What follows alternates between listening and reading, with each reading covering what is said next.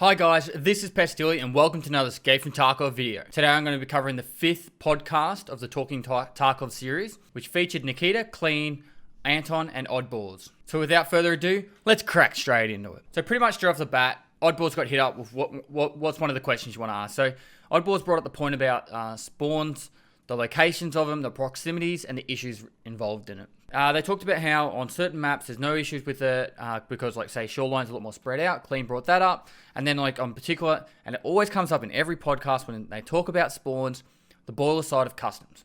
Nikita brought up the point how they've removed the option to select where you can spawn, then the effects that it has. With woods, we know that there's either a bug or an issue where sometimes you'll spawn next to each other, which Anton brought up. However, they are working on spawn locations and the issues with them. And later on in the podcast, Nikita actually said that with patch 0.10, they're actually going to remove late spawn. It was kind of all disjointed in how it came out, but effectively he said they're going to be removing late spawns, and so then that way everyone will spawn at the same time at the start. This is going to reduce the amount of issues with people spawning where someone's already got an angle on them and they pretty much died within multiple seconds, like 2 to 5 seconds. So this will be a great thing once that happens. They next moved on to Scav Timers and how being a Scav is kind of a good way of supplementing the fact that you could be poor and gives you the opportunity to use Scavs more often. Nikita, live on the stream, actually changed the Scav Timers. I think it was 20 minutes. I haven't done actually a Scav run in 0.9 yet. I think it was 20 minutes. It's now down to 10 minutes. There was discussion with it whether it's going to be 5 or 10. And Nikita said if it goes to 5 minutes, there's going to be too much issues with people queuing. There'll be too much matchmaking times, so it's now just 10 minutes. So this will give an opportunity to people to do, say, a Scav run, a PMC run, back to a Scav run, and bounce back and forth. Really like this idea. It's moving in the right direction with the Scavs. Hopefully this will promote more player Scavs on maps, as well as hopefully people can start working together as Scavs. I don't know. Hashtag stop Scav on Scav violence. Nikita also increased and announced that he increased the Scav AI count on interchange. A lot of people have issues when they need to kill Scavs on interchange. I think the most I've ever killed 7, maybe 10. And that's staying in there a fair while and trying to go through all the department stores to try and get them all. I'm not sure where it's up to now, but hey, you might be able to get that quest done a little bit quicker. Plus, it's kind of cool to have something to shoot at in interchange when there's not many players around. In saying that, interchange is probably the laggiest map I've got now. When I get to the middle of interchange, near the Cuba store, I go from 90 to 120 FPS outside down to probably around 40. I think it drops even more. So I hope the Scav AI doesn't impact the FPS, particularly on lower performance PCs as much. This moved into our first bit of the leaks. The AI2 medkit animation, the painkiller, the bandages, the food. They went into all the imagery of all the animations that are actually going to be implemented into the game. Anton made the point that the medical animations need to be implemented first more than anything else. So it actually will make a massive impact on the combat side of things. So you won't be able to just be shooting whilst bandaging or using an AI2 or whatever medkit you want to use. This will actually slow you down in being able to fight people, and it will actually make people a little bit more cautious. So you're not going to be charging around factory like I do as much, which will is a good thing. I agree. It needs to happen. So hopefully the medical animations and healing methods will be implemented first. So therefore that'll make the game slow down in pace when it comes to, well, affect how much you can just tank through things and survive. They showed a rendering image of the MP7. There wasn't much information presented on this. It was cool to look at, and hopefully it will be implemented sometime in patch 0.11, I'd imagine. But yeah, any new gun's always exciting and fun to play with. The talk about the Mosin, it's still not going to be around straight away in 0.10 by the sounds of it. It could be, but it's looking to be like a later patch within 0.10. They very briefly talked about how when you throw items on the ground in factory and items get bugged out when you're trying to hand something across to someone. Nikita said that this is actually because the game's actually rendering it through the floor. And then, so if you reconnect to the game, you go to loot it, it's not there. It's probably because it's gone through the floor. The issue with this is there wasn't really any discussion on if they're going to fix it or any issues about fixing it. So this is something that really should be chased up. And in the future, like, I feel like they shouldn't really move off a topic until it's answered, or at least have some sort of like, yeah, we've noted it and we're going to move on with it and look into getting it getting it fixed.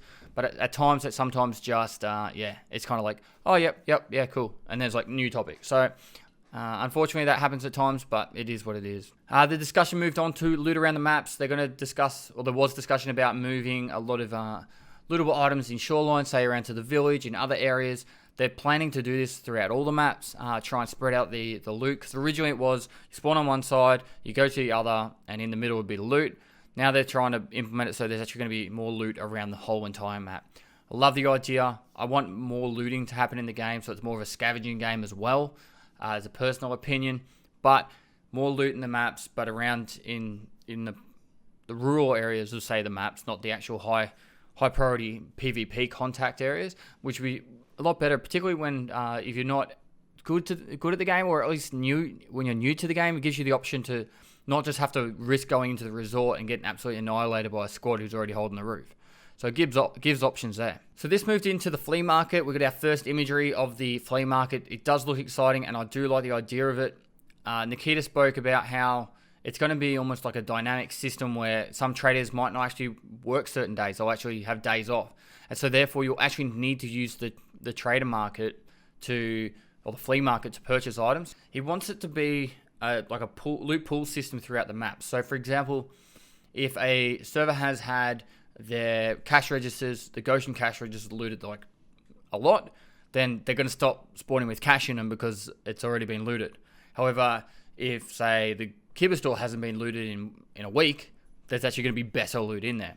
This is a really cool idea, but at the same time, I could see possible issues with it, say if a server gets flooded or that. But in theory, sounds amazing. In practice, we'll have to wait and see. The flea market does look exciting. There are going to be taxes, service fees. The items will be in your stash. There's going to be reputation to do with it as well. So trade, and you'll be able to trade any item for any item that you already know. So for example, you could trade, Tushonka for US dollars, but you couldn't trade a Tushonka for a Kibba 2 key because you actually haven't seen a Kibba 2 key yet. I'm fairly confident that's what Nikita meant by that statement. There's going to be actual upgrades to the stash sizes before open beta. Klean brought this comment up about how originally there was meant to be a way to increase your stash size with the hideouts, but obviously hideouts are still being developed or at least implemented into the game. So until then, they've talked about how they're going to increase. There'll be ways of increasing your stash size, so you can pretty much have a similar size to EOD by the time open beta happens. So as you progress through the game, you'll have the opportunity to open up more stash space. Also, Anton brought up an amazing point, and I think it's a really cool idea. At Peacekeeper level 2, so I think that's probably around level 12 to 15 if I'm not mistaken, you can actually upgrade your alpha container to your beta container, or your beta to the alpha, whichever, the 4 to the 6, by, say, doing a trade of your actual original container plus some items. This sounds like a really cool idea to me, because there's so many people that early game they don't have any option but to deal with their 4-slot container. By the time they get to the Punisher Part 6 to get the Epsilon, that's about the same time they get in Peacekeeper level 4. So there's no real purpose to buy the 6-slot because you'll be going for the Epsilon anyway. So this kind of gives like a progression of container. This also brought up the image of the Omicron container. It's actually meant to be bigger than the Gamma container, and this is going to be implemented, actually implemented into the game as well. So I'm not sure how big this is going to be. Hopefully it's not like a 12 by 12 or something ridiculous. I really hope that they actually stop putting the ability to put containers inside your Gamma or pouch or whatever you want to call it, because it's opening up the option for exploits and all these other issues. So if they can actually make it so that's not there, that'd be a really amazing thing. It is exciting. You're going to have the possibility to get a bigger container later in the game that's going to be bigger than the Gamma. So then pretty much by the time you get to the end game, somebody who's bought the Standard Edition and the Edge of Darkness doesn't have any disadvantages against each other. I like the idea of that. Sure, the Edge of Darkness, people pay more for it, but the purchase is there to support the developers and the game itself.